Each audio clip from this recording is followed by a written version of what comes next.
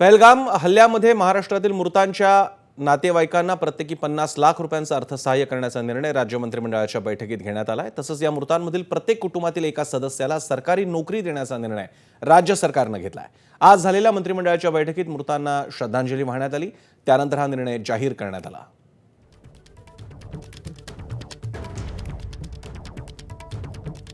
पहलगाम हल्ल्यातील मृतांच्या कुटुंबियांना 50 लाखांचं अर्थसहाय्य राज्य शासनानं जाहीर केलंय।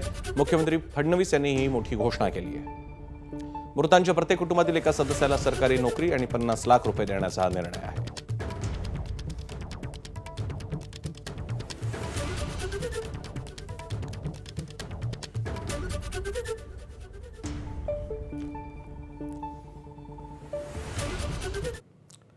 मृतांच्या कुटुंबियांना शासनाकडून मदत जाहीर करण्यात आली आहे। मुख्यमंत्री फडणवीस आणि उपमुख्यमंत्री एकनाथ शिंदे यांनी काय प्रतिक्रिया दिली पाहूया।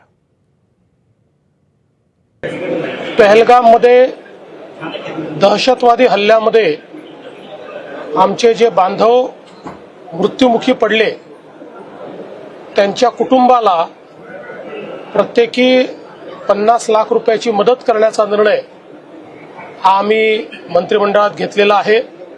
याच सोबत ज्यांच्या घरी शिक्षणाचा प्रश्न आहे तो शिक्षणाचा प्रश्न सोडवणे, ज्यांच्याकडे रोजगाराचा प्रश्न असेल तर त्यांच्या पाल्यांना शासकीय नोकरीमध्ये त्या ठिकाणी नोकरी देणे, अशा प्रकारचा निर्णय देखील राज्याच्या मंत्रिमंडळाने आज घेतलेला आहे।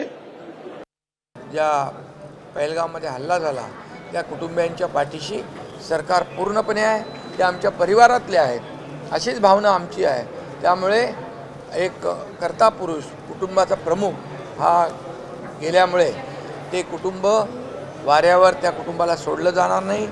त्यांना प्रत्येक बाबतीमध्ये सरकार शासन आम्ही मदत करू आणि त्यांच्या पाठीशी उभे राहू। एबीपी माझा, उघडा डोळे बघा नीट।